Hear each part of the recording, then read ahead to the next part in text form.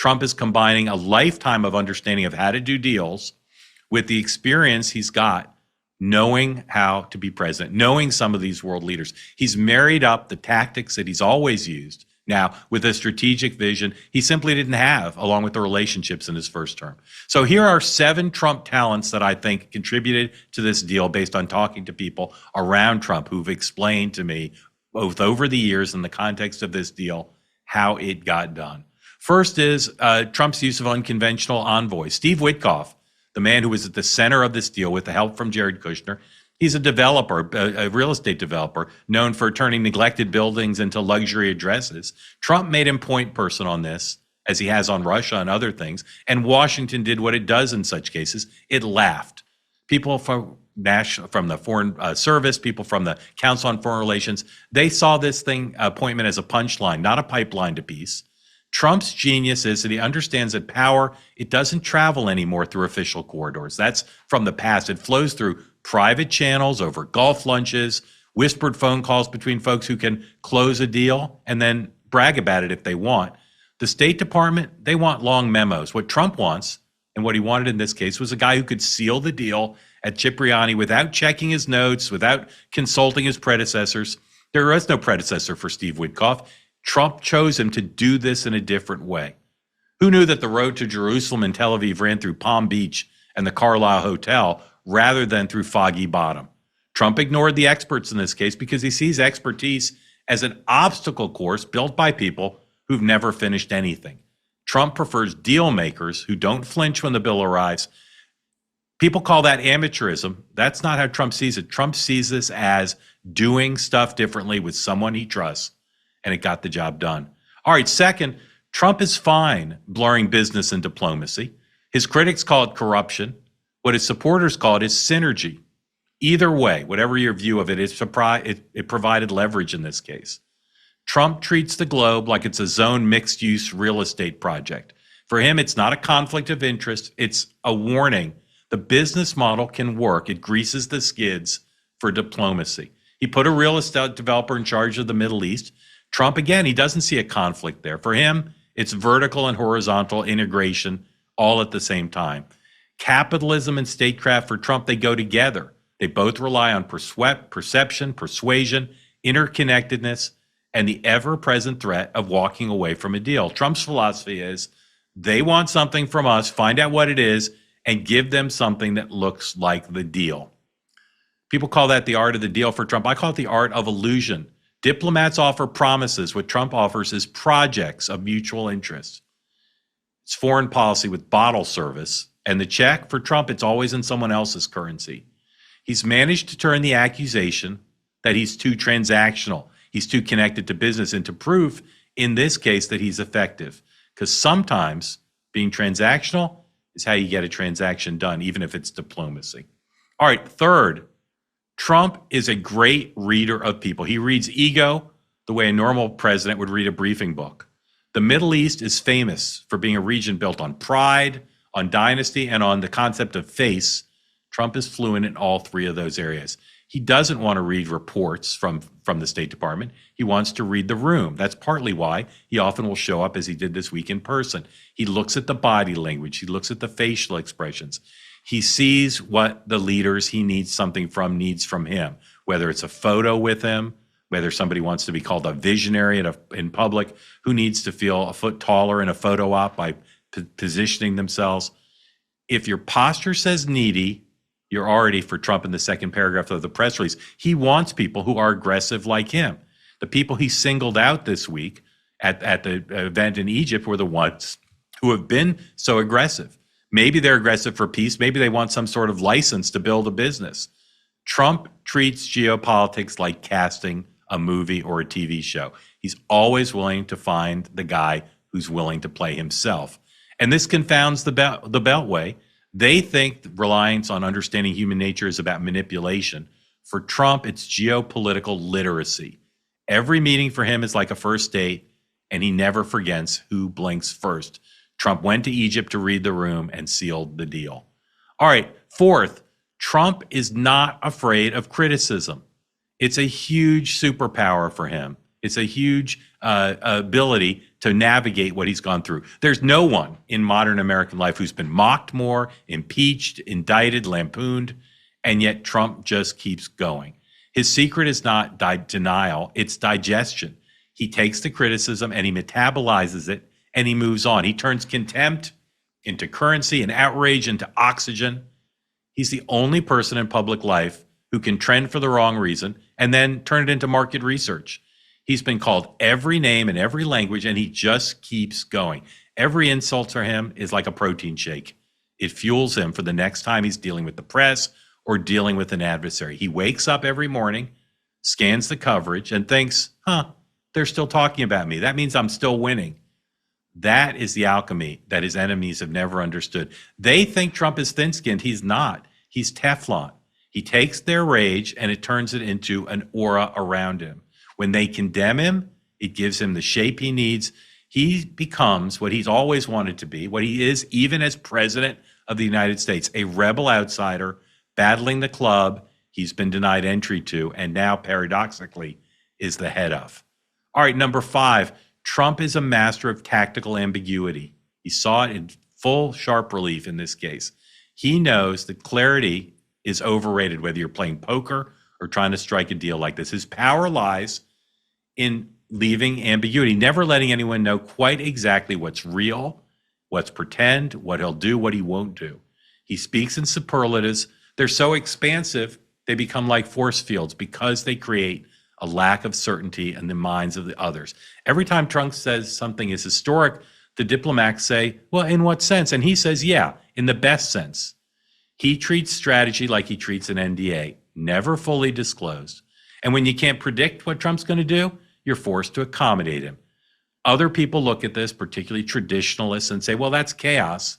For Trump, that's not. It's leverage with extra hairspray. Traditional diplomats, they crave predictability. Trump does not measure credibility by consistency. Trump measures it by confusion. How much confusion can he sow to create his own deterrence, his own incentives for people he wants? Trump's mantra is, let them think I might do it. That's what gets them to call me back. In this case, that's what happened.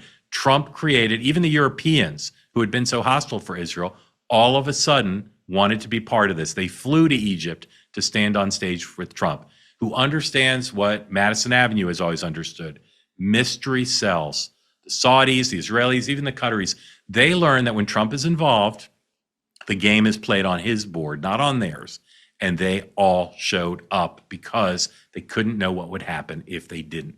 All right, 6, Trump is a master of timing and of spectacle.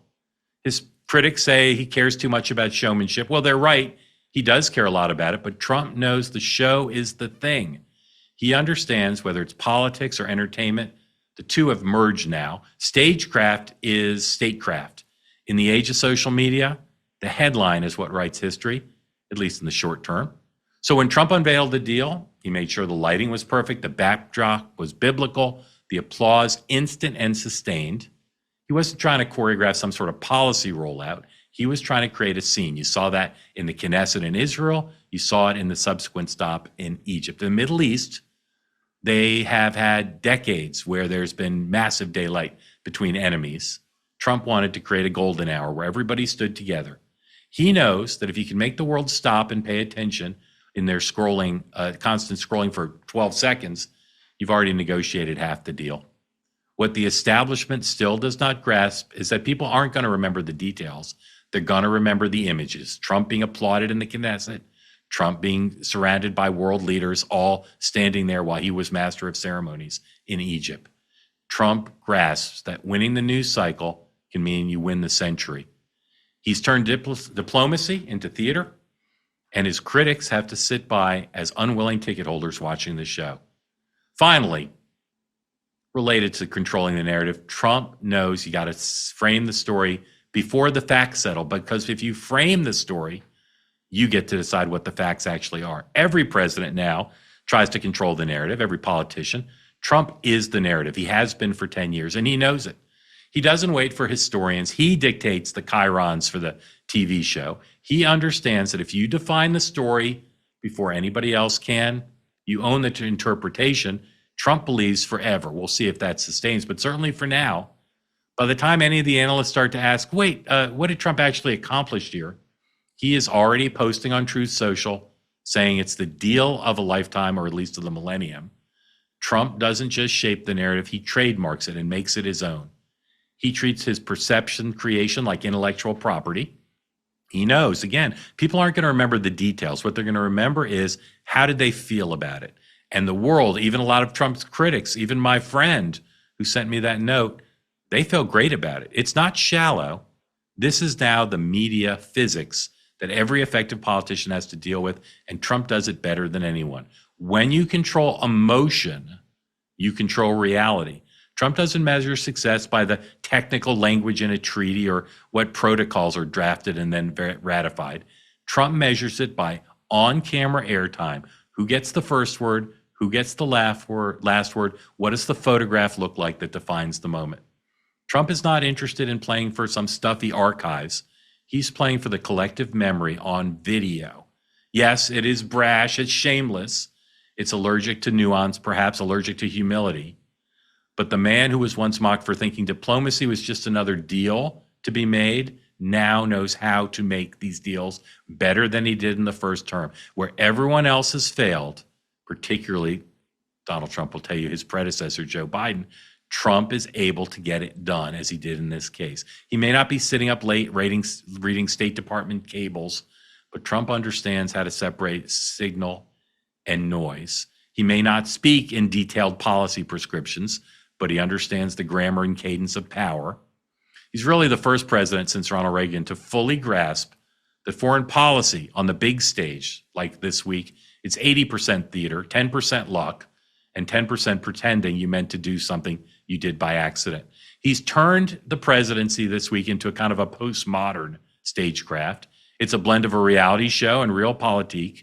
The applause lines matter as much as anything else, and more than the annex in any sort of formal agreement. For all the chaos Trump is sowing, he's just reminded the world again that diplomacy, like show business, is about who gets the first applause line and how sustained the applause is. For now, this deal could fall apart, but for now, it's an extraordinary accomplishment that Trump got done, along with help from his advisors, not by accident. The applause lines and the applause belong to him. He is a student, not so much of people like Kissinger and George Kennan. Trump is a student of himself, perfecting what he's done from his first term to get to this point, taking a lifetime of tactics and strategy that he's learned in business, in running for president and being for president, and now applying it on the world stage with a bunch of leaders who stand by and hang on his every word. The final irony of all this is all of these other leaders, they've studied history. Trump has now rewritten it with one of his beloved Sharpies. He has made, as he has said, an extraordinary deal. It didn't happen by accident. You don't have to love Trump, as my friend had proved to me in the note he sent, to appreciate that Trump's abilities matched the moment. His predecessors didn't do it. He did, and that wasn't an accident. Everybody, let me tell you about an organization. It's called the Vapor Technology Association. It's a group started nearly a decade ago to protect the rights of Americans who choose alternatives to smoking. And it's about the small businesses who have made a living with this technology. They support science-based policies and the rights of adults to make healthier choices. Did you know that many family-owned vape shops and manufacturers across the country are now under attack thanks to what are outdated Biden-era regulations that threaten to wipe out an entire industry? The Vapor Technology Association, also known as VTA, says businesses are being destroyed and people are losing their jobs. But the VTA says President Trump has a clear opportunity now to change all this and to protect Americans' right to make their own choices, also to defend small businesses and restore a free and fair marketplace. Head over now to vaportechnology.org to learn more about the group and why they are leading the charge to support American innovation. And if their mission appeals to you, consider becoming a member when you get to the website. Again, that's vaportechnology.org, and tell them you heard about it here on Next Up.